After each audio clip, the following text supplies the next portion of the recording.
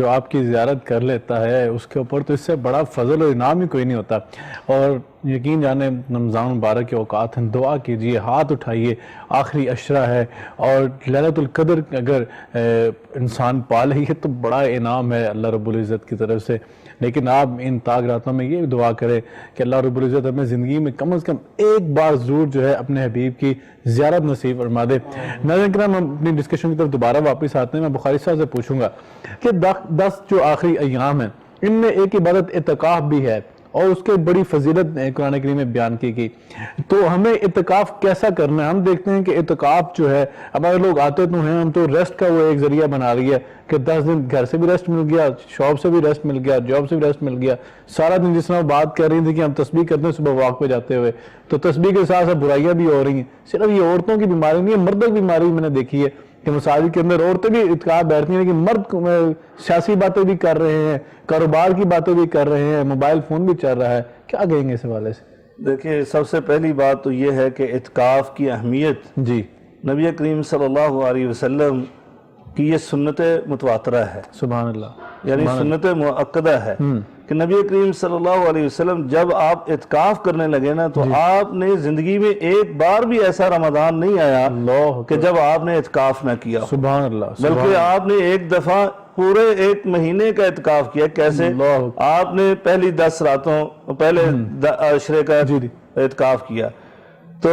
پھر آپ کو بتلایا گیا کہ نہیں, اس عشرے میں لیلۃ القدر نہیں ہے, یعنی یہ قدر والی رات اس عشرے میں نہیں ہے. پھر نبی کریم صلی اللہ علیہ وسلم نے اگلے عشرے کا یعنی اعتکاف کیا, پھر آپ کو بتلایا گیا کہ اس عشرے میں بھی نہیں ہے, پھر آپ نے اگلے عشرے کا یعنی آخری عشرے کا جس کو ہم گزار رہے ہیں اس عشرے میں آپ نے اعتکاف کیا. اور بلکہ آپ نے اپنے صحابہ کو کہا جو آپ کے ساتھ اعتکاف بیٹھے ہوئے تھے, کہا بھی جس نے میرے ساتھ پچھلا عشرے میں اعتکاف کیا اس کو اس عشرے میں بھی اعتکاف کرنا ہے, کیونکہ لیلۃ القدر جو ہے اس عشرے میں ہے. تو نبی کریم صلی اللہ علیہ وسلم اعتکاف اتنی تاکید کے ساتھ کیا کرتے تھے. اور بلکہ پھر روایات میں آتا ہے کہ نبی کریم صلی اللہ علیہ وسلم پوری زندگی اعتکاف کیا, تو آپ کے یعنی رخصت ہو جانے کے بعد, دنیا سے جانے کے بعد, آپ کی ازواج مطہرات نے بھی اعتکاف کیا. انہوں نے بھی کبھی اعتکاف کو نہیں چھوڑا, کیونکہ انہوں نے نبی پاک صلی اللہ علیہ وسلم کو دیکھا کہ آپ اعتکاف کیا کرتے تھے. اور اعتکاف کی حکمت کیا ہے, نبی کریم صلی اللہ علیہ وسلم اعتکاف کیوں بیٹھا کرتے تھے, جیسے آپ نے یعنی کہ اشارہ کر دیا ہے کہ یعنی اعتکاف تو بیٹھتے ہیں لیکن اس کا مقصد ہی ختم ہو جاتا ہے. سارا دن سو کے گزار دیتے ہیں. دیکھیں, اعتکاف اگر نبی کریم صلی اللہ علیہ وسلم تو عبادت کے لیے بیٹھتے تھے کہ دنیا کے کاموں سے فارغ ہو جائیں, بالکل آپ بالکل کوئی اور کام نہیں کیا کرتے تھے, بس صرف اعتکاف میں آپ عبادت ہی کرتے تھے. اگرچہ اسلام جو ہے نا اس طرح کی زندگی, رہبانیت کی زندگی, اس کی اجازت نہیں دیتا ہے. اسلام واضح طور پر نبی کریم صلی اللہ علیہ وسلم نے خود ارشاد فرمایا لا رہبانیت فی الاسلام, اسلام کے اندر گوشہ نشینی نہیں ہے. کہ آپ دنیا سے کٹ آف ہو کر اپنی نفس کے لیے تزکیہ نفس کرنے کے لیے بیٹھ جائیں, یہ اسلام کے اندر تصور نہیں ہے. نبی کریم صلی اللہ علیہ وسلم نے خود اپنی زندگی کا نمونہ پیش کیا, آپ نے شادیاں بھی کی, آپ نے کاروبار بھی کیے, آپ نے معاملات بھی کیے, آپ نے جہاد بھی کیا, یعنی سارے یہ معاملات نبی کریم صلی اللہ علیہ وسلم نے کیے. لیکن اس آخری عشرے میں آپ نے اسی طرح کا رویہ اختیار کیا کہ آپ دنیا سے بالکل کٹ آف ہو. اللہ اکبر. بالکل مصروفیات چھوڑ دی. کس کے حکم پر؟ رب کے حکم پر اور رب کی رضا کے لیے. آپ کو جب بتلایا گیا اس عشرے میں نہیں, اگلے عشرے میں, اگلے عشرے میں نہیں, اس سے اگلے عشرے میں, تو یہ اللہ کے حکم سے بتا رہے ہیں. علامہ صاحب نے بڑی خوبصورت بات کی ہے کہ ہمیں دنیا سے کٹ آف کب ہونا ہے, جب اعتکاف میں بیٹھنا ہے. اعتکاف میں رب کی طرف بندہ نے لو لگا لینی ہے, رب کی طرف انسان نے اپنا کنیکشن قائم کر لینا ہے. ہم تو کہتے ہیں کہ ساری دنیا سے کنیکشن ختم, رب کے ساتھ کنیکشن شروع ہو جائے, اور وہاں پہ بیٹھ کے جب انسان خلوت میں مناجات کرتا ہے, دعائیں کرتا ہے, وہ الگ ایک سرور ہوتا ہے. میرے یہ بتائیے نادیہ صاحبہ کہ خواتین جو ہیں آخری عشرے میں ہم دیکھتے ہیں, کیونکہ میں خواتین کے مسائل آپ سے زیادہ پوچھتا ہوں کہ آپ وہ سوسائٹی اور اس کمیونٹی سے ہیں, کہ ہم دیکھتے ہیں کہ بازاروں کے اندر رش لگ جاتا ہے, راتوں میں لمبا لمبا رش, ساری رات خواتین بازاروں میں گزار دیتی ہیں. حالانکہ ان راتوں کی فضیلت, اس کا تو میں کہتا ہوں کہ کوئی رات ان راتوں کا مقابلہ نہیں کر سکتی. تو کیا بات ہے, اویئرنس کی کمی ہے یا ہمارے ایمان کی کمزوری ہے؟ ایمان کی کمزوری بھی نہیں ہے, یہ تربیت کا ہی فقدان ہے, اس میں ہمیشہ بات کرتی ہوں. اور چونکہ ہماری جو کچھ رسومات ہے نا وہ کفار سے بڑی ملنا شروع ہو گئی ہیں. اچھا وہ اپنی یہ جو دیوالی اور یہ جو سارے پاک و ہند کا اکٹھا تھا نا, یہ پارٹیشن کے بعد ہی ہم الگ ہوئے, ابھی بھی ہمارے اندر وہ چیزیں موجود ہیں جو ہم نے ان سے کاپی کی ہوئی ہیں. یعنی چاند رات کا کانسیپٹ کیا ہے کہ اس رات میں بھی اللہ تبارک و تعالیٰ انعام کی وہ رات ہوتی ہے, اس رات میں قیام کرنا. یعنی جب ہم اپنی وہ کیا کہتے ہیں کہ وہ 100 سال تک ایک کسان نے اپنا ایک وہ مجھے وہ باتا نہیں اس کو کیا کہتے ہیں, وہ حالت اس کو کہتے ہیں, وہ اٹھائے رکھا تو جب سونا بننے کی باری آئی لوہے کا تو وہ نیچے پھینک دیا. تو وہ ہم لوگ بھی وہی کام کرتے ہیں. پہلا ہفتہ آتا ہے یہ عشرہ جو آتا ہے آیا, اس میں آپ دیکھیں مساجد بھری ہوں گی, تراویحاں بڑے ہیں, ایکٹیو ہوتے ہیں, اور سحر میں اٹھیں گے, افطار باقاعدہ بڑا ایک ہو جائے گا, اور سب میں روحانیت ایک, اور آپ کے چہروں میں لب و لہجے میں آپ کے کردار اور افعال میں بھی نظر آئے گا. اگر اس پہ ہم مستحکم ہو جائیں, قائم ہو جائیں نا اس پہ, تو وہ آخری رات جس میں ہم شاپنگ اپنی پوری فیملی کو پکڑتے ہیں, اور اسی رات میں بڑے افسوس کی بات ہے بڑے بڑے مالز میں سانگز شروع ہو جاتے ہیں, گانے, اور وہ اللہ جانے کیا گھروں میں کام شروع ہو جاتا ہے نا اس رات میں. اور پھر ہماری خواتین کو کیا کس ڈیوٹی پہ لگا دیا جاتا ہے کہ آپ جی یہ ساری رات جاگو 2 بجے تک, تو صبح کے لیے سویٹس بناؤ, کھانے بناؤ, صبح وہ یہ کرو. بھئی وہ یہ سارے کام اگر ہم عید والے دن اٹھ کر بھی کر لیں تو میرا نہیں خیال کہ وہ جو ٹائم ہے وہ گزرتا ہے. ابھی آپ نے کہا خاص طور پہ اس رات کے قیام کی فضیلت بیان کی گئی ہے, بہت اسے لیلۃ الجائزہ کے طور پہ ہمارے مفسرین جو ہیں وہ اس کو نام دیتے ہیں, اور یہ انعام ہے. آپ کو جب آخری وقت آتا ہے, جب آپ پوری رات مطلب ٹھہرتے ہیں, اور صبح کے وقت اللہ رب العزت ساری رات آپ نے قیام کیا اور آپ کو انعام دینے کے لیے اللہ رب العزت فرشتے, جب اسی رات کے لیے فرشتے لیلۃ القدر انہوں نے کیا پایا, تو اللہ رب العزت فرماتا ہے کہ ان کی عبادت ہوگی, میں نے ان کی مغفرت فرما دی, انہوں نے یہ پایا. تو جب یہ وقت آتا ہے تو ہم لوگ کیا کرتے ہیں, سارا کچھ پھینک کے وہاں سے غائب ہو جاتے ہیں. اور اتنا میں آپ کو یہ بتانا چاہتی ہوں, یہ یہاں کے آپ کے چینل کے ذریعے یہاں سے ایک پیغام دینا چاہتی ہوں, خدا را جو مائیں بہنیں سن رہی ہیں اس رات کو پائیں, وہ رات جو اللہ رب العزت نے انعام کے طور پہ آپ کو دینی ہے, اور اسی رات میں وہ سارا جس کا مغز ہوتا ہے, آپ دیکھیں سارا دن عبادت کرتے ہیں, دعا اس کا مغز ہے. سبحان اللہ. جب تک دعا نہیں کریں گے آپ کی عبادت کی قبولیت, عدم قبولیت رہے گی اس میں, وہ آپ کی قبول ہی نہیں ہوئے گی. اسی طرح وہ رات بھی اسی طرح آپ کی وہ ساری ریاضت صفر ہو جائے گی اگر آپ اس رات کو پورا محنت کی ہے, جب رزلٹ کا موقع ہے, بالکل رزلٹ کا موقع آیا اور آپ آخری پیپر میں بیٹھ کے, یعنی آپ وہ پہلا ایک جو امتحان دنیا داری کے اسکول کالج میں بھی فرسٹ جو ہے وہ دیتے ہیں آپ امتحان, سیمیسٹر سیکنڈ میں بھی پاس ہو گئے, تھرڈ کی باری آئی تو آپ فیل ہو گئے, تو آپ فیل کہلائیں گے, یہ رول ہے دنیا کا. تو اللہ رب العزت نے بھی یہی رول رکھا ہے ان 3 سیمسٹر میں. ہاں 3 سیمیسٹر ہے, ایک میں بھی پاس ہو گئے, دوسرے میں بھی, یعنی آپ نے رحمت بھی سمیٹ لی اور استغفار بھی کر لیا. تو جب دوزخ سے نجات کی باری آئی تو اللہ تبارک و تعالیٰ نے آزادی کے لیے کہا مانگو مجھ سے دوزخ سے آزادی, تو اس رات میں جو ہے نا وہ خالی پرچہ جو ہے وہ تھما دیا, یہ لے جی آ گیا. یہ حال ہے ہم لوگوں کا. تو جو خواتین ہیں ان کو اسپیشل اس پہ فوکس کرنا پڑے گا, بلکہ یہ خواتین اپنے خاوند کو مجبور کرتی ہیں.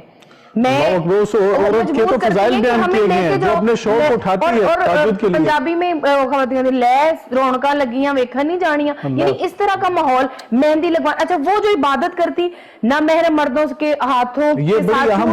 چوڑیاں پہنواتی, مہندی لگاتی, وہ ساری عبادت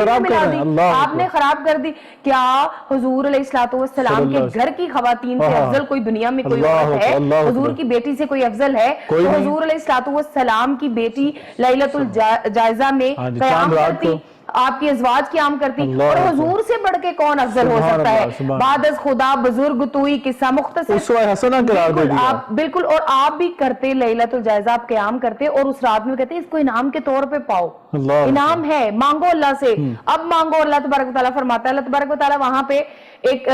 سمجھ لیں ایک ذوق کی بات کرنے لگی ہوں کہ اللہ تبارک و تعالیٰ وہ اپنے اپنے اعمال کے مطابق جو ہے نا وہ گفٹس پیک, وہ جو گفٹ ہیمپرز آپ بھی دیتے ہیں نا, آپ پروگرامز کے اینڈ کیٹیگری کے مطابق دے دیتے ہیں, جس نے جتنا حصہ ڈالا وہ دے دیتا ہے. اللہ تبارک و تعالیٰ پیک کر کے بیٹھا ہوتا ہے, اور یہ سارے وہ اللہ تبارک و تعالیٰ ویٹ کر رہا ہوتا ہے کہ یہ مانگے مجھ سے, میں ان کو دوں, اور یہ لوگ کیا کرتے ہیں رخ بازاروں کا کر کے وہ سارا کر دیتے ہیں. جی آپ نے بڑی اہم بات کی ہے کہ جب چاند رات آتی ہے، ہم نے تو بڑے بچے اعمال کیے ہیں، قرآن کی تلاوت بھی کی ہے، استغفار بھی کیا ہے، تسبیح کیا ہے، ذکر کیا ہے،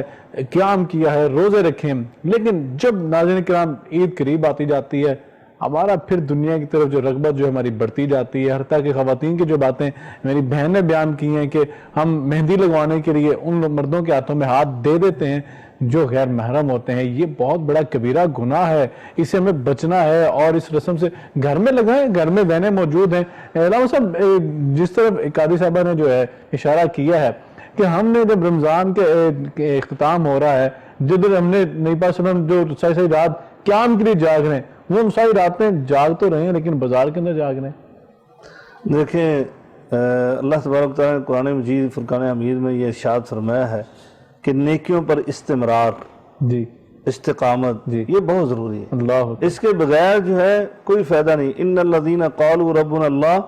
ثم استقاموا، اللہ یعنی جنہوں نے اللہ کو اپنا رب مان لیا نا، ثم استقاموا، پھر اس پر ڈٹ گئے، پھر قائم ہو گئے، انہیں کو فائدہ ہوگا۔ اللہ اکبر۔ اس کے علاوہ تو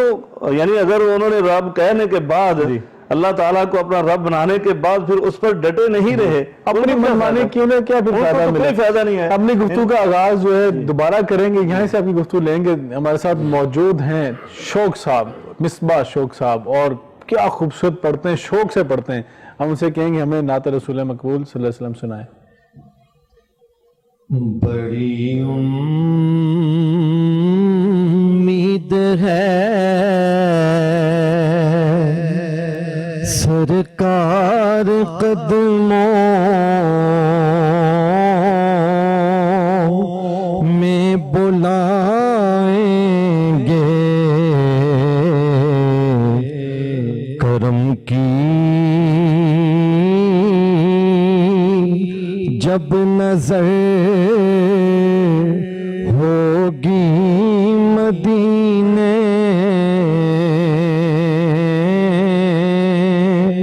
ہم بھی جائیں گے۔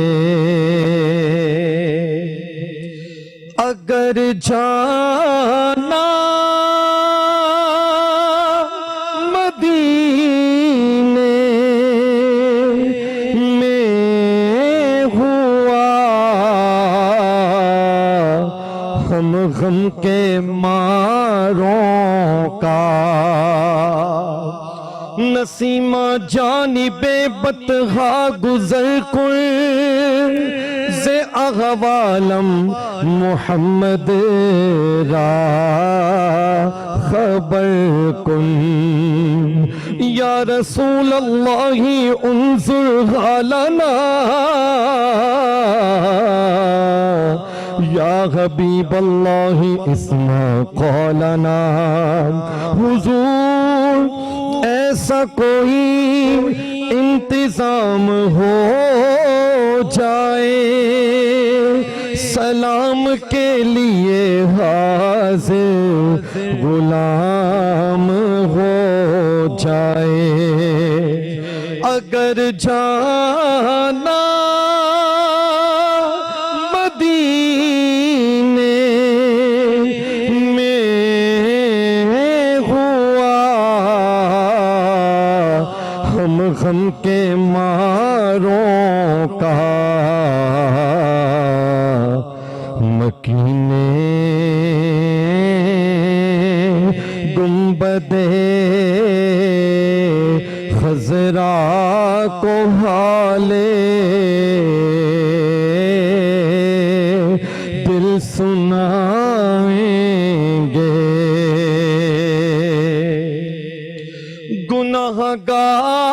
گناہگاروں میں خود آ کے شامل پارسا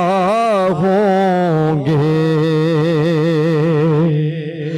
گناہگاروں میں خود آ کے شامل پارسا ہوں گے۔ شفیع حشر جب دامان رحمت میں چھپائیں گے، بڑی امید ہے سرکار۔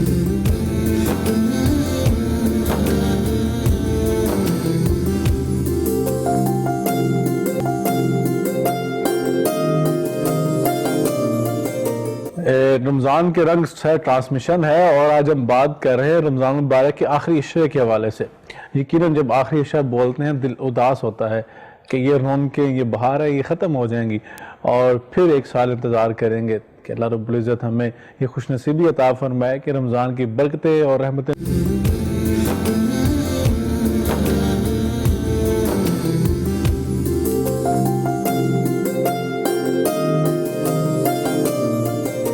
ناظرین کرام، رمضان کے رنگ سے ٹرانسمیشن ہے، اور ہم آپ کو پھر سے خوش آمدید کہتے ہیں۔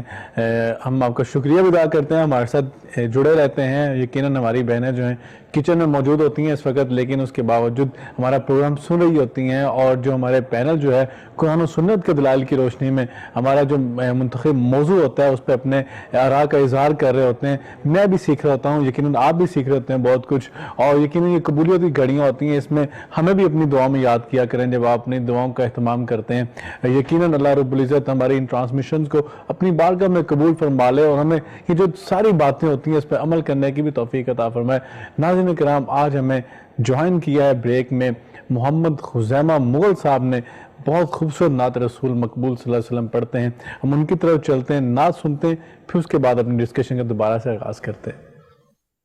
زمین میلی نہیں ہوتی، زمن میلا نہیں ہوتا، زمین میلی نہیں ہوتی، زمن میلا نہیں ہوتا، محمد کے غلاموں کا کفن میلا نہیں ہوتا، محمد کے غلاموں کا کفن میلا نہیں ہوتا، محبت کملی والے سے وہ جذبہ ہے، سنو لوگو، محبت کملی والے سے وہ جذبہ ہے، سنو لوگو، یہ جس من میں سما جائے وہ من میلا نہیں ہوتا، یہ جس من میں سما جائے وہ من میلا نہیں ہوتا، نبی کے پاک لنگر پر جو پلتے ہیں کبھی ان کی زبان میلی نہیں ہوتی، سخن میلا نہیں ہوتا، محمد کے غلاموں کا کفن میلا نہیں ہوتا۔ جزاک اللہ، جزاک اللہ۔ اللہ رب العزت ہمارے بچوں کو اسی طرح ہی قرآن کی تلاوت اور نبی پاک صلی اللہ علیہ وسلم کی نعت پڑھنے کی توفیق عطا فرمائے۔ میں بخاری صاحب کی طرف آؤں گا، بریک پہ جانے سے پہلے آپ بات کر رہے تھے کہ ہم نے جو ہے جو آخری 10 دن ہے، آخری عشرہ ہے، اس کو کیسے گزارنا ہے۔ اس کے ساتھ ساتھ ایک سوال اور ایڈ کرتا جاؤں کہ ان دنوں میں سمجھتا ہوں ان راتوں میں دعا کی بڑی اہمیت ہے، اور جتنی ہمیں ضرورت اس وقت دعاؤں کی ہے، وہ دعاؤں کے آداب کیا ہونا چاہیے کہ اللہ رب العزت ہماری دعاؤں کو قبول فرما لے، اور اس کے ساتھ ساتھ درود شریف کی برکت سے مغفرت کیسے ہو سکتی ہے؟ ڈاکٹر صاحب آپ نے یعنی ایک سوال نہیں ایڈ کیا بلکہ کئی سوالات ایڈ کر دیے، اور بلکہ آپ کے یعنی پروگرام کا وقت بھی بہت کم ہے،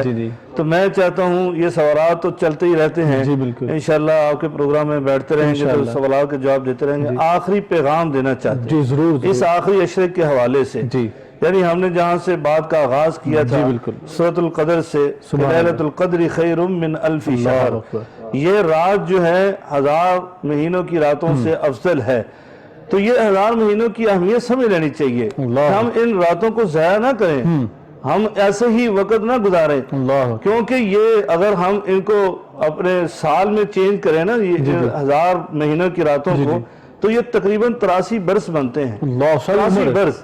یعنی آپ اندازہ لگائیں ہم میں سے یہاں پر کون ہے، بلکہ جو ہمارے ناظرین سامعین سننے والے وہ بھی اپنے ارد گرد ماحول میں دیکھیں 83 برس کے بزرگ شاید ہی کوئی ہوگا، اگر کوئی ہے تو وہ بھی یہ دعویٰ نہیں کر سکتے کہ میں نے 83 برس جو ہے اللہ کی بندگی میں ہی گزارے، کبھی مجھ سے اللہ کی نافرمانی نہیں ہوئی، کبھی میں نے کوئی گناہ کا کام نہیں کیا، مجھ سے غلطی ظلم نہیں سرزد ہوا،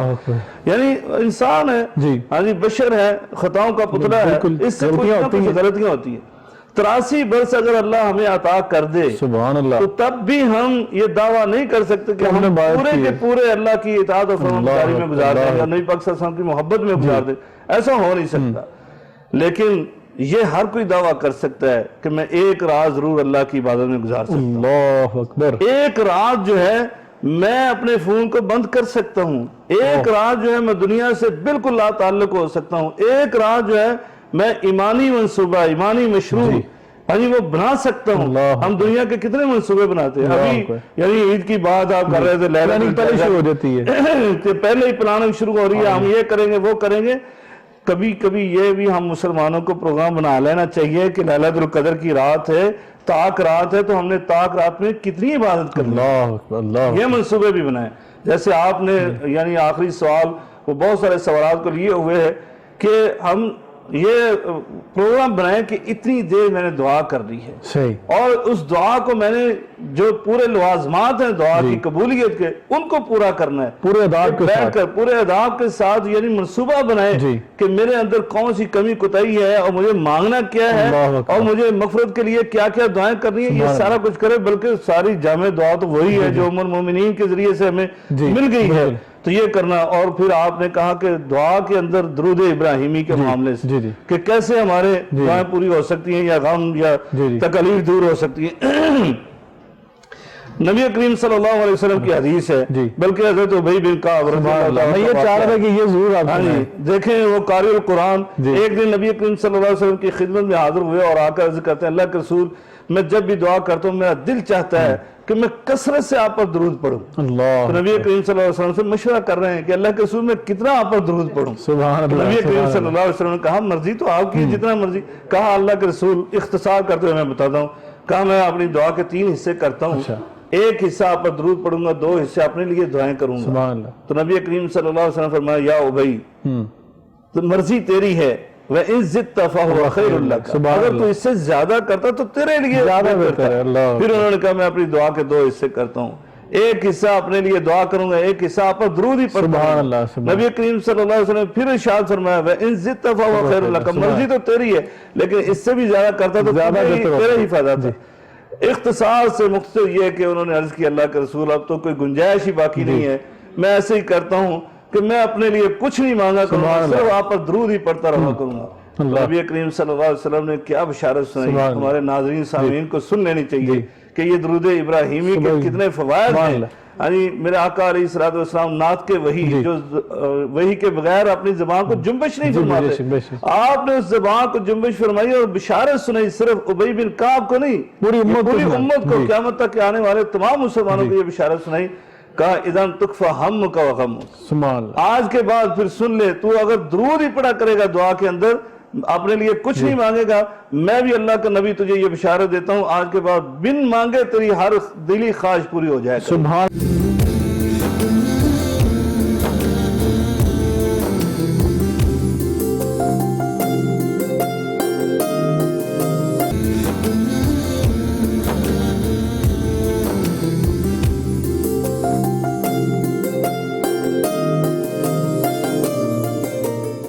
رمضان کے رنگ سے ٹرانسمیشن ہے، اور آج ہم بات کر رہے ہیں رمضان مبارک کے آخری عشرے کے حوالے سے۔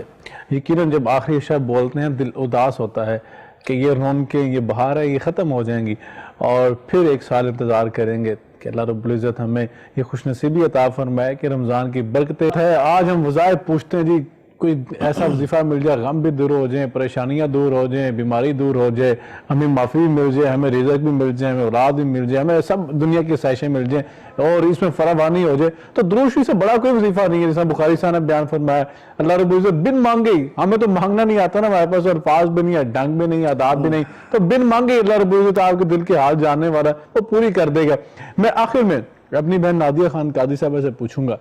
کہ ہم ان ایام میں خصوصاً قیام اللیل کا اہتمام ہوتا ہے، مساجد کے اندر ہوتا ہے، گھروں میں ہوتا ہے، اور بعض اوقات ہم دیکھتے ہیں کہ کچھ کمیونٹیز جو ہیں وہ اپنے ریسرچ سینٹر جو ہیں، اسلامک سینٹرز ہیں، وہاں پہ قیام کی صورتحال بناتے ہیں اور دوسرے قرآن ہوتے ہیں۔ آپ یہ بتائیں کہ کیا وہ زیادہ افضل ہے یا تنہائی میں بیٹھ کے عبادت زیادہ کر لیجیے وہ زیادہ بہتر ہے؟ دیکھیں سامع بھائی، افضل تو یہی ہے کہ آپ تنہائی میں دیکھیں موسیٰ علیہ السلام اللہ رب العزت سے جب شرف ملاقات کا اظہار کرتے ہیں تو اللہ رب العزت فرماتے ہیں کہ ترک تعلق دنیا سے ختم، تعلق ختم کرو، دنیا کی محبتیں چھوڑ دو، دنیا کی شہوتیں حلاوتیں کٹ جاؤ، 30 راتیں وعدہ موسیٰ، انہیں کہا کہ 30 راتیں آپ 30 راتوں تک اعتکاف نشینی اختیار کریں، خلوت نشینی اختیار کریں۔ پھر اللہ رب العزت نے دیکھا، اللہ رب العزت کی ذات پاک ہے، اللہ رب العزت کو نظر آیا کہ ابھی جو ہے موسیٰ وہ اس مقام پر خلوت نشینی کے نہیں پہنچے جہاں پہ پہنچ کے مجھ سے ملاقات ہو سکتی ہے، 10 دن اور بڑھا دیے، 40 دن کر دیے۔ اب اسی کو رکھتے ہوئے مد نظر ہم نے خلوت نشینی، دنیا سے ترک ہونا، یہ جو اجتماعی اعتکاف ہوتے ہیں ان میں میں سمجھتی ہوں کہ آپ کوئی تربیت ہو سکتی ہے، روحانیت آپ کو آپ کے جو علماء کرام ہیں ان کے ذریعے موجود ہوتے ہیں جو آپ کو درس دے سکتے ہیں، لیکن وہ جو ایک ربط ہے نا اللہ سے جو جوڑتا ہے تعلق، جیسے حضور علیہ الصلوۃ والسلام کی حدیث کا کچھ الفاظ میں بیان کروں کہ حضور فرماتے ہیں کہ جب کوئی خلوت نشینی اختیار کرتا ہے اور وہ اعتکاف کو اپناتا ہے تو پھر اس کے اور بندے کے درمیان کوئی اور دوسرا حائل نہیں ہوتا، صرف ڈائریکٹ اللہ سے رابطہ۔ پھر اس کی اگر مختصر نیند ہے، مختصر، اب یہ نہیں ہے کہ اعتکاف پہ نام کے آپ نے 10 گھنٹے سو لینا، کم یعنی کم اگر نیند بھی لے رہا ہے تو وہ اللہ رب العزت اس کی نیند کو بھی عبادت میں ڈال دیتا ہے، اس کے ہر فعل کو۔ ہاں تو اس میں یہ ہے کہ آپ بہتر ہے خواتین کے لیے جو آج کا دور ہے، ویسے تو مساجد میں خواتین جو ہے وہ کر سکتی ہیں اعتکاف، لیکن آپ خود دیکھیں کہ دور ایسا ہے جس میں عورت کی عصمت کو، طہارت کو خدشہ ہے، اور عورت پہ آج کل بہتان بازیاں، سو مسائل بالکل ہو سکتے ہیں، تو بہتر یہ ہے کہ خواتین جو ہیں وہ اپنے گھروں میں، اور خلوت نشینی جو میں سمجھتی ہوں کہ پھر دنیا سے کٹ کے اللہ سے سوال ایڈ کریں اور پھر اپنی گفتگو کو مکمل کرتے ہیں کہ کیا اعتکاف کی صورت میں پھر سحری بنا کے دے سکتی ہیں گھر والوں کو؟ سحری بنا کے دے سکتی ہیں، گھر کے کام کاج کر سکتی ہیں، فضول گفتگو جس میں لغو وہ گفتگو نہ ہو، وہ ضرورت کا کام کر سکتی ہیں، ضرورت کی آواز دے کے مانگ بھی لیتی، منگوا بھی لیتی، ایون کہ دودھ پلانے والی مائیں اپنے بچے کو ساتھ اپنے رکھ سکتی ہیں۔ تو دیکھیں اللہ تبارک و تعالیٰ مسیحا بلائی کا دین ہے سارا کا سارا۔ ناظرین کرام، میں بہت شکریہ ادا کروں گا اپنے پینل کا، بخاری صاحب آپ کا، آپ ہمیشہ ہمیں ٹائم دیتے ہیں اور انہیں مصروفیات میں سے وقت نکالتے ہیں۔ نادیہ خان قادری صاحب، میں آپ کا بہت شکریہ ادا کروں گا، آپ دونوں نے اس موضوع کے اوپر اتنی خوبصورت گفتگو فرمائی ہے، اعمال کے حوالے سے، فضائل کے حوالے سے، مسائل کے حوالے سے، ہمیں بالکل اس موضوع کو ایلیبریٹ کر کے رکھ دیا ہے اور بڑے آسان الفاظ میں میری اور آپ سب کی رہنمائی کی ہے۔ آپ کا بہت شکریہ۔ اللہ رب العزت ہمیں ان ساری باتوں پر عمل کی بھی توفیق عطا فرمائے۔ یہ 10 دن جو ہیں اللہ رب العزت ہمیں کمر بستہ ہو کر اپنی بارگاہ میں عبادت کرنے کی دعائیں، ناظرین کرام دعاؤں کا، اتنی دعاؤں کی ضرورت ہے، آپ سمجھ نہیں سکتے کہ اس طرح پوری انسانیت جس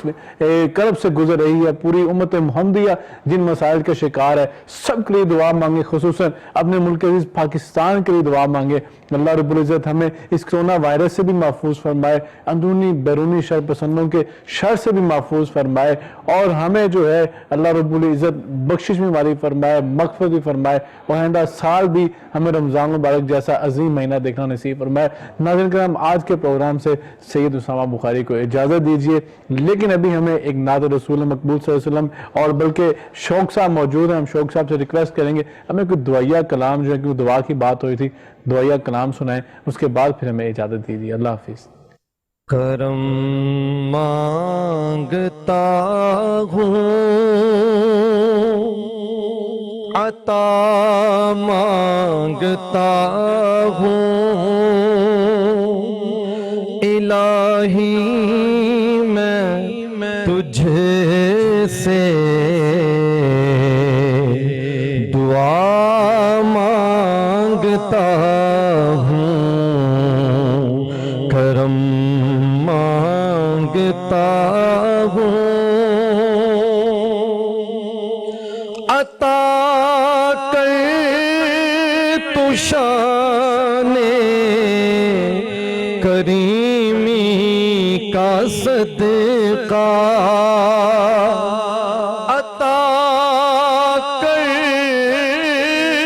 تو شان رحیمی کا صدقہ، نہ مانگوں گا تجھ سے تو مانگوں گا کس سے، تیرا ہوں میں تجھ سے دعا، جو مفلس ہیں ان کو تو دولت عطا کر، جو بیمار ہیں ان کو صحت عطا کر، جو بیمار ہیں ان کو صحت عطا کر، مریضوں کی خاطر شفا مانگتا ہوں، الہی میں تجھ سے دعا مانگتا ہوں، جو نادار ہے کچھ نہیں جن کے پلے، انہیں بھی دکھا دے حرم کے تو جلوے، ہمیں بھی دکھا دے حرم کے تو جلوے، حضوری ہو سب کی دعا مانگتا ہوں، الہی میں تجھ سے